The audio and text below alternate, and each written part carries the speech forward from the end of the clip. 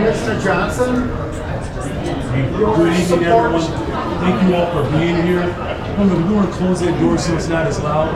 Is that possible or no? Okay. Well, first of all, let me just say thank you all for being here today. I find it actually quite disturbing, that my opponent dismisses the fact that I've been a public school teacher in the city of Chicago, where I've taught in some of the toughest neighborhoods in the city of Chicago, where I've organized in some of the toughest communities, fighting back against policies that he created. The fact that I've been a Cook County Commissioner, I've been elected twice to manage and pass multi-billion-dollar budgets. This is not just offensive to me. This is offensive to every working person in the city of Chicago. Whether you are a firefighter, a police officer, a teacher, a bus operator, a train operator, child care workers. This is the line that my opponent continues to take. It shows tremendous disdain to not just working people, but to elected officials. You have voted to defund the police. Multi-billion-dollar You have stated that looters are hungry. That I find is unconscionable. They're wearing $200 sneakers. That this person has not only failed, please answer the but question. he fails up. He has failed over and over and over again. Hey, let the reporter answer questions. Everywhere he has gone, he has failed. He has never been elected to anything. And so I just want to make sure that that offensive Let a real picture reporter ask that the he is question. actually causing is something that Commissioner Johnson, you voted to raise Thank you very much. Commissioner Johnson. Go ahead. Well, let me just ask you, I'm going to just ask you now to respond to something that Brandon just said. He came in and he said it to you on the stage, but he said he's very offended. He feels that you're attacking the fact and belittling the fact, my words, that he was a public school teacher, which says a lot about maybe potentially your regard for public school teachers. You don't have to look at me. You're out. Okay. Here. But just can you just respond to that? He always does that when he dodges the question. And let me point out that he's constantly lecturing me on having been a school teacher, even though the fact that I can't talk at all about the student spending time teaching in the United States military. So he constantly points to the fact that when he doesn't want to respond to the question, then he claims I'm belittling him. But sometimes I'm just asking him to basic questions. So when he's lecturing me on public education based on his school experience, and I point out that he taught for 4 years in the school that I built, I think that's a relevant comment to make. Other questions? You attack your opponent as being in favor of defunding the police, but he is, I heard him say, we all did, that he is not. Why do you keep making that charge? Well, because he's talked about it and he's been on record as talking about it. And let me point out that he continues to say that you can't, it takes 2 years to close the police, to recruit a police officer. It actually takes 6 months, and the police officers are basically on probation. They're actually in the field for 18 months. I know that because my wife was a police officer. I know that because my sons were police officers. And I know that because my dad's brother, his sole sibling, was a police officer. In fact, they spend more time, it takes more time to train as a police officer than it does to train as a combat soldier or to go through the infantry officer basic course, which I did. But I really think that these speed cameras, with some exceptions, should be phased out. And I also think that at least almost immediately, we should go back to the old speed cap threshold. And the exceptions would be schools?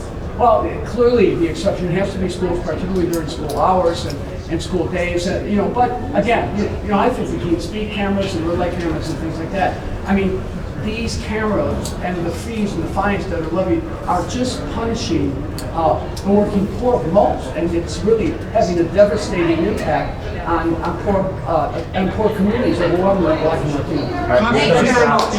Thank you. Proactive policing.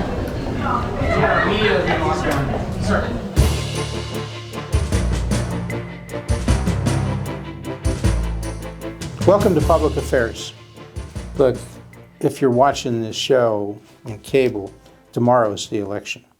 And there's early voting and all that, but the main thing is, what's on your mind? Who do you vote for? Do you vote for Brandon Johnson? Do you vote for Paul Vallas? It's a binary choice, as they said. Well, sort of. It's a choice between two people, Johnson or Vallas. Who is Brandon Johnson? As we said in our last show, he's the teachers union. He's the teachers union's guy. Some would say he's in their pocket. But certainly, Brandon Johnson, Chicago Teachers Union, they are in sync. Okay? Who's Paul Vallas? Well, Paul, a little older. Johnson's 45, Vallas is 70. We know about Paul. Paul Vallas started in the public eye sort of in 1995.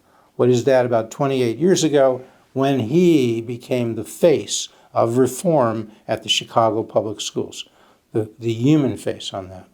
And then he went to Philadelphia after leaving CPS in 2001 and did a similar thing. Headed up those schools, more reform. And then a similar thing in New Orleans, headed up the school district there, and then in Connecticut. So that's Paul Vallas. But it's much broader because he runs complex school systems. He runs complex organizations in Haiti, elsewhere, budget stuff with the daily administration and others, and budget stuff for the state. Paul Vallas has tremendous experience. Brandon Johnson? Well, I'm trying to be fair, but 15 years or so, decades of being an organizer for the Chicago Teachers Union, 4 years of teaching. Hey, a pension payout stemming from those 4 years of teaching expected to be $1 to $3 million. Nobody's much talking about that other than the Illinois Policy Institute, Wirepoints. I wonder why. So I'll give you a feel for what's the show about tonight. What are the issues? What are the issues that you're voting on? Everybody says it's violence. Really? It's violence.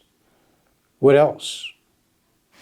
Could be CPS, the mess at CPS. Could be your taxes. But everybody says it's like realtors. When you go to look at a house, it's location, location, location. When you go to cast your vote, if you haven't already, in early voting, vote by mail, which you're voting on April 4th, your vote, what is it? Violence, violence, violence. 3 big issues. Violence, violence, violence. But, I think a lot of people will be surprised. Taxes, taxes, taxes. And a number of people care a lot about the schools. Even if you don't have kids there, it affects the value of your property. It affects the quality of your life in Chicago. Well, you hopefully like that dipping into the press conference, because what was going on there? You saw Bill Kelly kind of hijack the press conference. Who's Bill Kelly? Sometimes he was a candidate. Sometimes he's sort of a gonzo journalist, term from the past. He just hijacked it. He just held up his camera and he started videotaping with his camera and started hammering Brandon Johnson, who was the first up for the press conference. And he's just saying, defend. Did you say defund the police? Was that what you're doing? And this again and again, you heard it, okay? What the heck was going on there? But people who come there should know, hey, we have a certain amount of civility at press conferences. The guy at the press conference, you can yell out, you can be aggressive, but that candidate gets to choose. Sometimes that's to my detriment, but that's the way it is, okay? You don't get to take it over, Bill, if you're watching. And it would go much better. And then it's up to the press to come up with good questions. We spend time talking. So what happens? Brandon Johnson starts, he's sort of ignoring Kelly, and he's whining about how Vallas is belittling him and so forth. You can barely hear him. But what's that about? You're running for mayor and you spend your time complaining about your opponent belittling you? Give me a break. Really? You want to be mayor of Chicago? Hey, this is a tough city, Brandon. Yeah, sometimes you're going to get belittled. Sometimes you're going to get cheered. So, yeah. So what was going on with that press conference? And then we, the press, started asking questions about red light cameras and speeding and all that stuff. Folks, violence. 800 homicides in 2021 and 2022, and we're talking about red light cameras? Give me a break. We get so many areas of crime going up 30, 40, 50%. Crime is up since Lightfoot took effect for 4 years, overall 33%. And we're talking about red light cameras? Crime is up 41% over the last year. We're talking about red light cameras. There's so much more. This question is for both of you. Per the Chicago Crime Lab, the North Side is as safe as it has been in a generation. The 4 North Side police districts, 18, 19, 20, and 24, had a homicide rate in 2021 of 3.2 residents per 1,000 people, 100,000 people. The city's most dangerous neighborhoods are on the west side, Garfield Park, Austin, and North Lawndale, and on the south side, Washington Park, Inglewood, Grand Crossing, Riverdale, and South Shore. Mr. Vallas, you were successful in the primary while running on one issue, crime. What do you plan to do to reduce crime in the south and west side neighborhoods of Chicago? Well, let me point out that I think I was successful because I ran on multiple issues. In fact, at my City Club presentation, I actually talked about the need to invest on the south and west sides and how I would take the mayor's initiative to the next level. So I contest the point that I was only focusing on public safety. But what you need to do in all of our communities is you need to restore community-based social services. You need to open our campuses through the dinner hour school campuses on the weekends, over the summer and holidays, so the young people can be engaged in work-study opportunities. You need to have reentry programs for returning citizens, and you need to restore the concept of police integrity, or beat integrity, I should say. There are 1,700 fewer officers than there were in 2019, and on any given day, half the high priority 911 calls are not responded to because there simply is not a police car available to respond. So instead of getting a response in minutes, you get a response in hours. Mr. Vallas, I have to follow up that question and ask you, given the tenuous relationship at best between these communities and the police, and the fact that John Catanzeras is the head of the Federation of Police, how do you see that working as you move more police into these areas? Well, my approach is to deal with the rank and file, and I've negotiated something like 26 collective bargaining agreements with every union in the city, including 4 teacher contracts with 6 actually, and with 4 different unions in 4 different cities. So I've always been able to work with the unions in part because I appeal to the rank and file. But I believe that restoring police integrity, beat integrity so that there are police officers in every beat, fully enforcing the consent decree, and ensuring that there's a zero tolerance for police misconduct, I think that will help build the relationship with the community. Mr. Johnson, you live in Austin, so you have a different lens on this. What is your plan beyond addressing mental health for each neighborhood in the city of Chicago? Yeah, look, it's a real lived experience, and I've shared this multiple times. Look, as the mayor of the city of Chicago, I might be the first mayor ever elected in the city of Chicago who lives in not just one of the most dynamic, beautiful communities, but one of the most violent neighborhoods. Every day that I wake up, it's, again, more tragedy. I think in the last 4 years, collectively, the Austin neighborhood, in which my wife and I are raising our 3 children in, almost 400 homicides. That's more homicides just in my neighborhood alone than the very communities you just described. A vast majority of Chicago's minority students, they can't read or do math at grade level. 11% of blacks at CPS read at grade level, 17% of Hispanics, 6% of blacks do math at grade level or proficient in math, 12% of Hispanics, and we're talking about nonsense. Let's talk about education.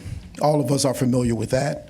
Mr. Vallas, your work in the Recovery School District in New Orleans, your efforts in Philadelphia, and your efforts here in Chicago place you at the nexus of the pro-charter reform movement. Your record shows that you have not improved outcomes for the lowest performing students.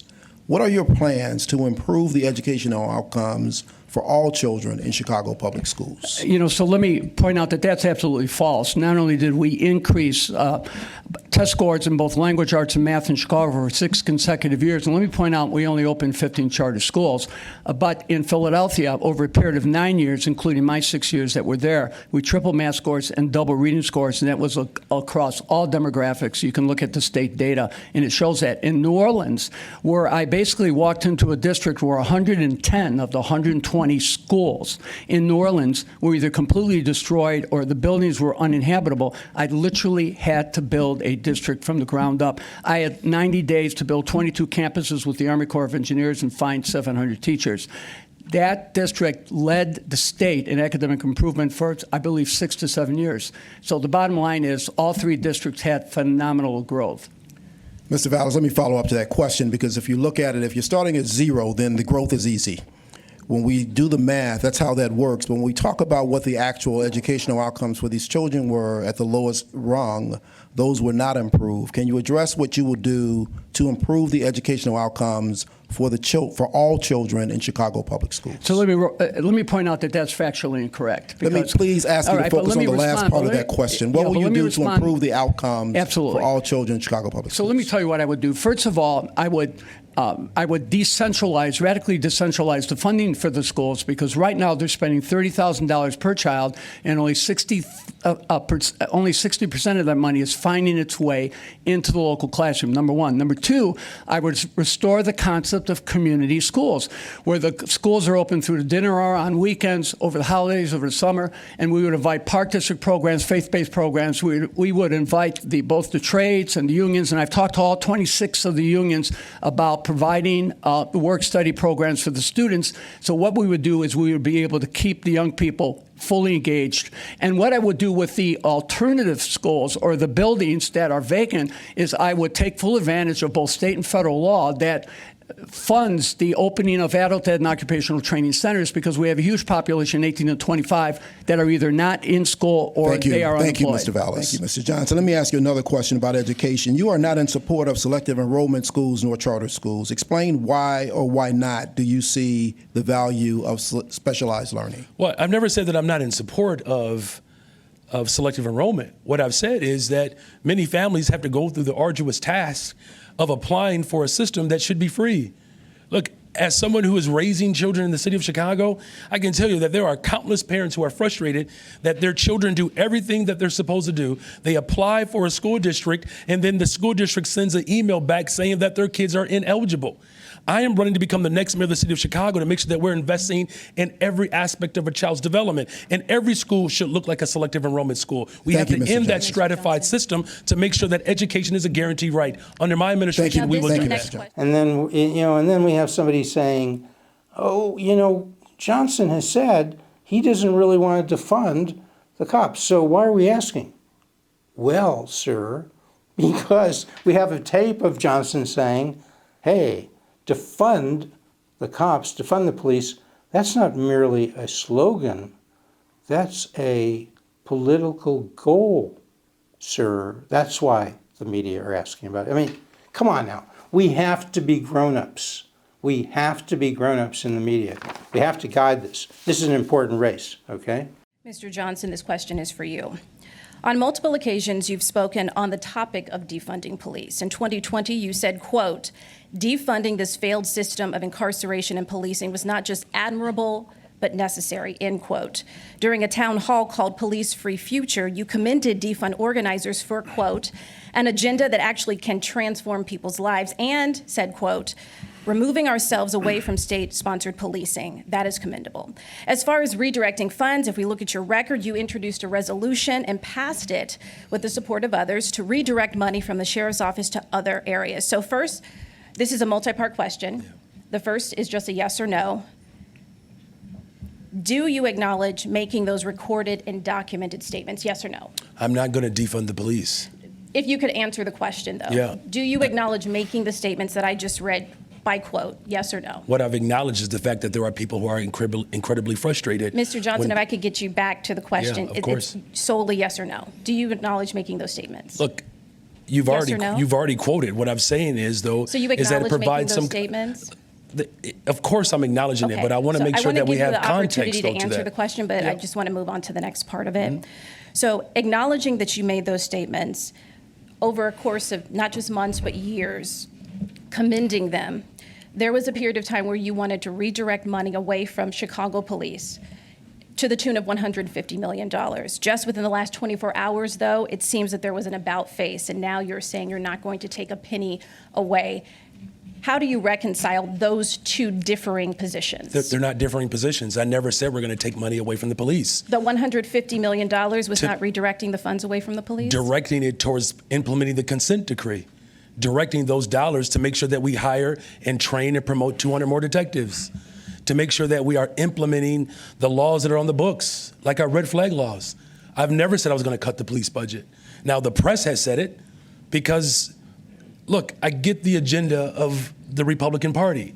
The same Republican Party that said that President Biden is going to defund the police, which was a lie. The same Republican Party that said Governor J.B. Pritzker is going to defund the police, which is a lie, which is the same Republican Party that is supporting my opponent that's saying that I'm going to defund the police. I'm not going to defund the police. What I've said repeatedly is that the $150 million should be appropriated towards making sure that we are doing smart policing, which includes training and promoting and hiring 200 more detectives, implementing the consent decree, making sure that we are providing mental health services for police officers. That is a part of the budget.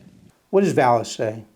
On his best, at his core, he talks about investigating crime, arresting, detaining while awaiting trial, prosecuting, and then if the person is convicted, sentencing.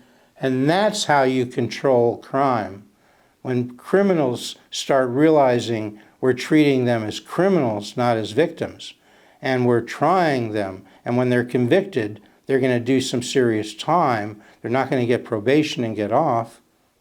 That's how you, and Vallas talks about constitutional, community, proactive policing. I tried to ask Vallas about that, wasn't successful, but he does talk about that. He is making it clear. He understands the consent decree. He understands the importance of constitutional policing.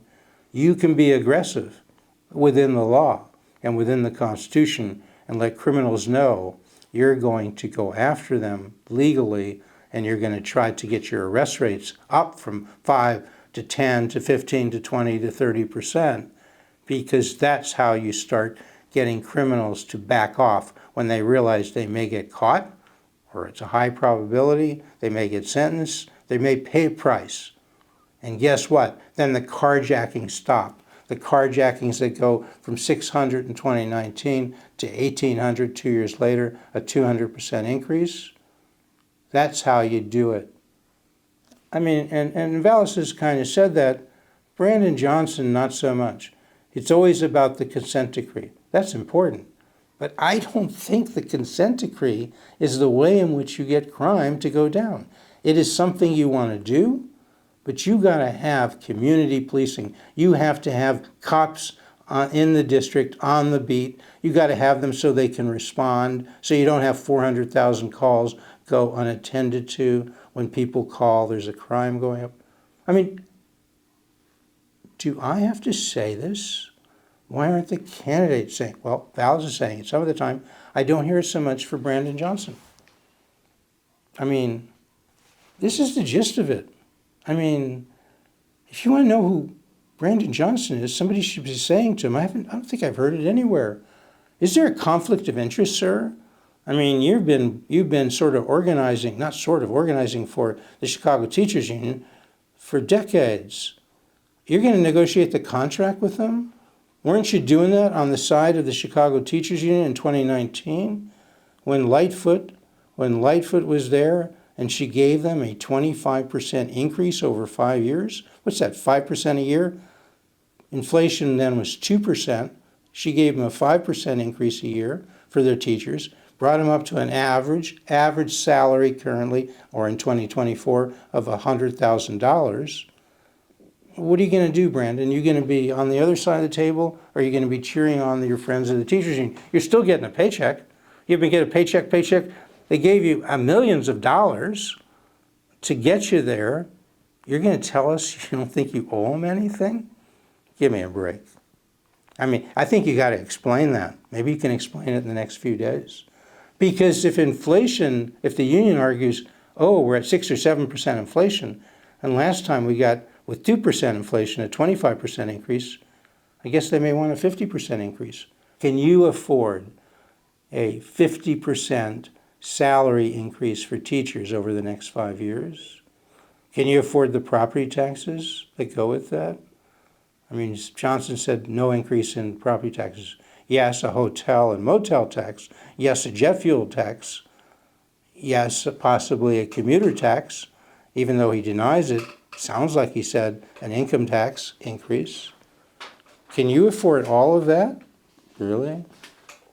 I mean, I don't know. It sounds like a lot of money. I mean, and how do you fix the mess at CPS? It seems like the only way, when you get 11% of blacks reading at grade level, 70% of Hispanics, you got to have competition.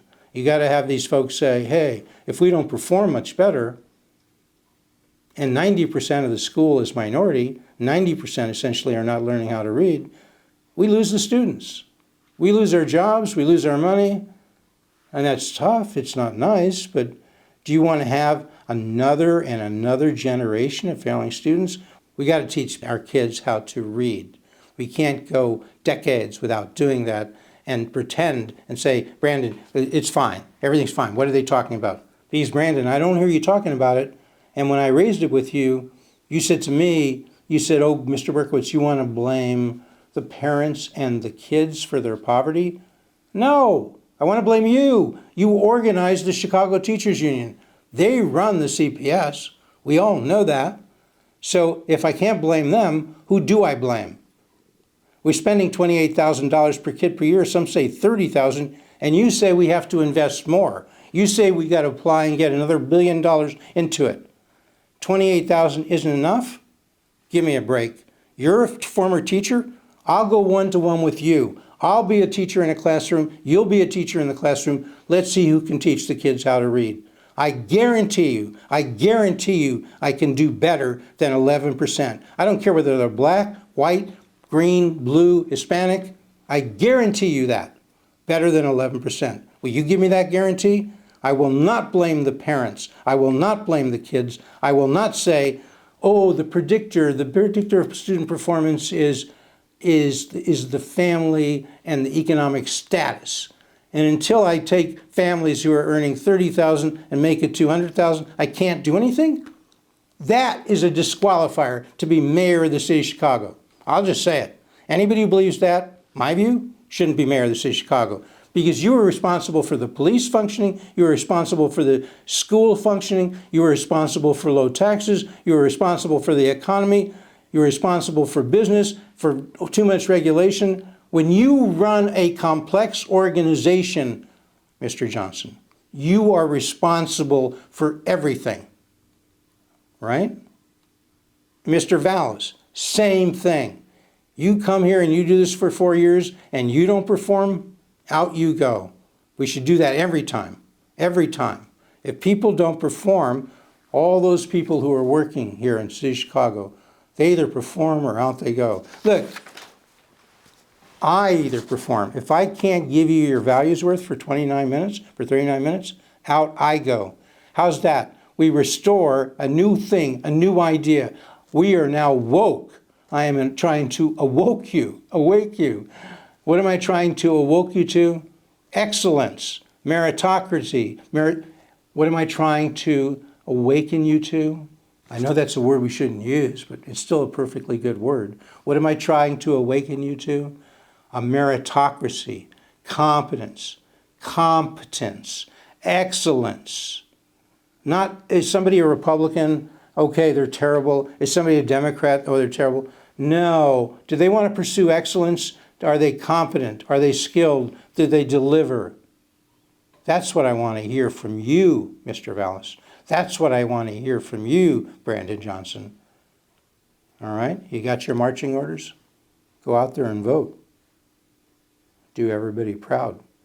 Think about it. What kind of city do you want to live in? A safe city? A city where kids learn how to read and write? A city with low taxes and the economy booming and jobs growing? The choice is yours. Make it wisely.